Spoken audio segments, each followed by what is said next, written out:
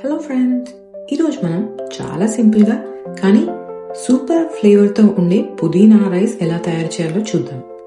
ఈ rice lunch బాక్స్కైనా special మీల్స్కైనా ఏ అకేషన్కైనా చాలా పర్ఫెక్ట్గా ఉంటుందండి.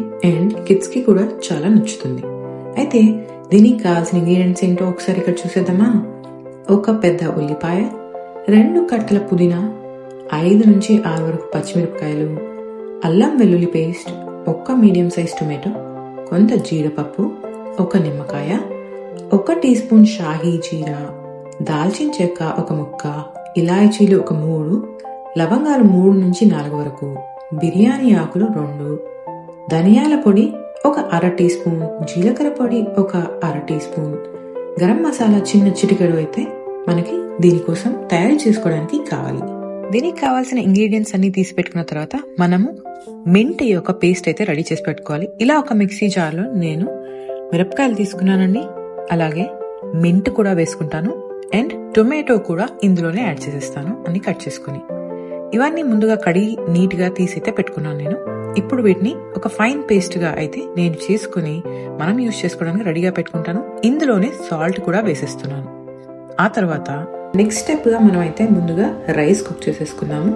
ఇక్కడ నేను ఒక 4 గ్లాసుల రైస్ అయితే తీసుకున్నాను. దీన్ని నేను స్టవ్ లో ట్రెడిషనల్ పద్ధతిలో అయితే కుక్ చేస్తాను.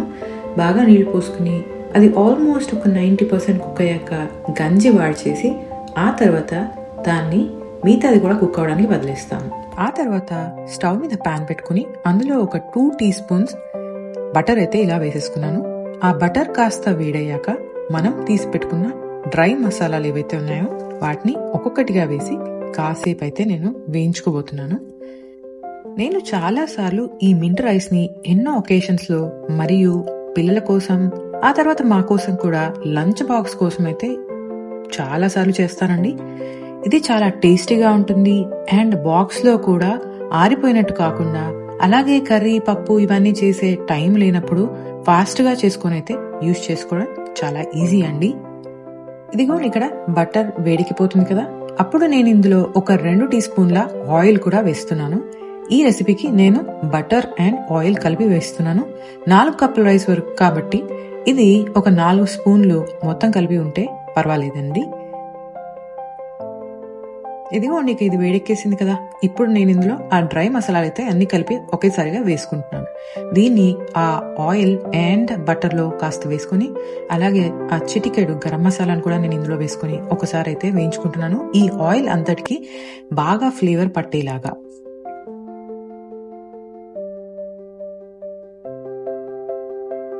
ఈ నూనె బటర్ బాగా వేడెక్కి అందులో ఈ మసాలాలన్నీ వేగిపోయిన తర్వాత నేను ఇందులోకి ఒక 2 ఎండు మిరపకాయలను కూడా ముక్కలుగా చేసుకొని అయితే వేసుకుని వాటిని కూడా కాసేపు ఈ నూనె అండ్ బటర్ లో బాగా వేగేలాగా వదిలేశాను.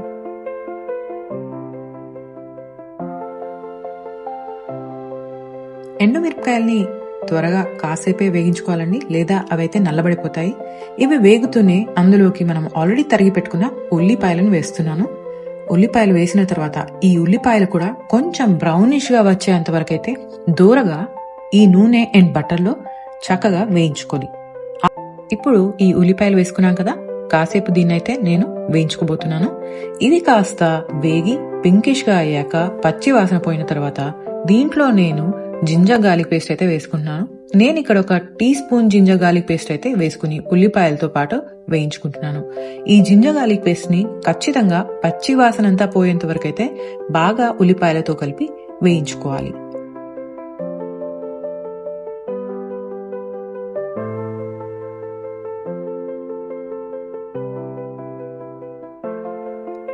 ఈ ఉల్లిపాయలు మరియు జింజర్ గార్లిక్ పేస్ట్ కాస్త పచ్చివాసన పోయేంత వరకు వేయించుకున్న తర్వాత అప్పుడు మనం పసుపు వేసుకోవాలి.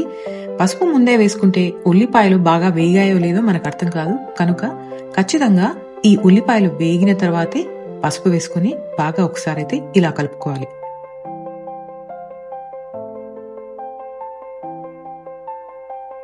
అవును, నేను మీకు పొడుపు కథలు వేసి చాలా రోజులైంది కదా, మరి ఒకటి వేసేనా? ఏమిటంటే అది పచ్చగా మొదలై ఎర్రగా మారుతుంది. చిన్నదే కాని మంట చాలా ఎక్కువ. ఏమిటది?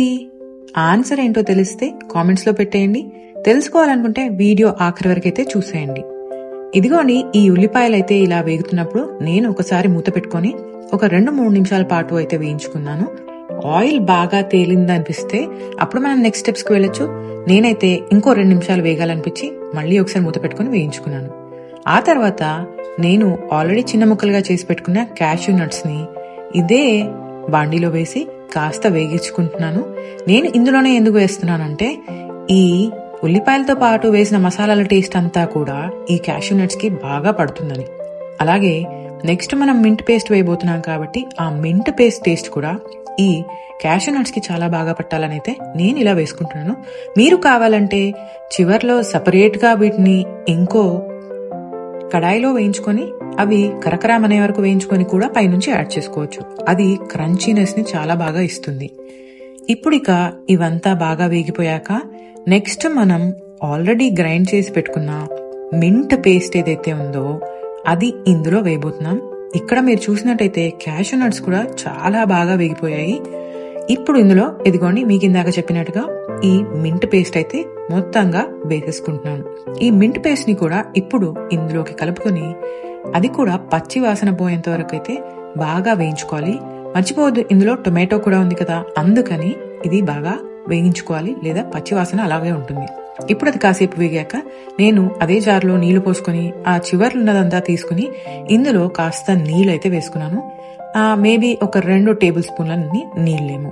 ఆ నీళ్ళు కూడా ఇందులో వేసుకొని దాన్ని బాగా కలుపుకొని ఇంకా సేపు అయితే మూత పెట్టుకొని నేను దీన్ని ఒక 2 నిమిషాల పాటు కుక్ చేసుకుంటాను. మూత పెట్టుకొని కుక్ చేసుకునే ముందు దీంట్లో మనం మిగిలిన ధనియాల పొడి, జీలకర్ర పొడి, గరం మసాలాను కూడా ఒకసారి వేసేసి దాన్ని కూడా ఇందులోకి బాగా కలిసేలాగా ఒకసారి కలుపుకొని ఆ తర్వాత వేగటం కోసం వదిలేసి ఆ తర్వాత మూత పెట్టుకొని ఒక 2-3 నిమిషాలు కుక్ చేసుకున్నారంటే కాస్త మీకు నూనె పక్కలకు తేలుతున్నట్టుగా అయితే కనిపిస్తుంది. దాని అర్థం ఏంటంటే ఈ పుదీనా టొమాటో మిశ్రమం, గరం మసాలాలు అన్ని బాగా కుక్ అయ్యాయనే అన్నమాట. నేను అడిగిన పొడుపు కథ ఆన్సర్ ఏంటంటే పచ్చిమిరపకాయ అండి. ఇది కుక్ అయ్యేంతలో గుర్తుందా మీకు, మనం ఆల్రెడీ రైస్ కుక్ చేసి పెట్టుకున్నాం కదా, అది ఆఖర్లో కుక్ అవడానికి వదిలేసాము. ఇప్పుడు మనం ఆ రైస్ ని చూసుకున్నట్టయితే అది బాగా విడివిడిగా చక్కగా కుక్ అయిపోయి ఉంటుంది. అవును, నేను ఇక్కడైతే నార్మల్ సోనా మసూరి రైస్ తీసుకున్నాను. మీకు కావాలంటే మీరు బాస్మతి రైస్ కూడా తీసుకోవచ్చు. దాంతో ఫ్లేవర్ ఇంకా చాలా బాగా యాడ్ అవుతుంది. ఇప్పుడు ఆ కుక్ అయిపోయిన రైస్ ని ఒక్కసారిగా విడివిడిగా నేనైతే ఒకసారి గరిటెతో కలిపేసుకొని దాన్ని ఇందులోకి కలుపుకోవడానికి రెడీగా పెట్టుకుంటాను. ఇది ఇక బాగా కుక్ అయిపోయిందండి. ఇందులో ఇప్పుడు ఇక మనం రైస్ యాడ్ చేసేసుకోవచ్చు. కొద్ది కొద్దిగా ఇలా విడదీసి పెట్టుకున్న రైస్ నైతే పైనుంచి ఇలా యాడ్ చేసేసుకుంటున్నాను. నేను 1-2 కప్పులు వేసుకుని ఫస్ట్ గా కాస్త బాగా ఈ మింట్ పేస్ట్ అంతా రైస్ లోకి కలిసేలాగా కలుపుకున్నాను.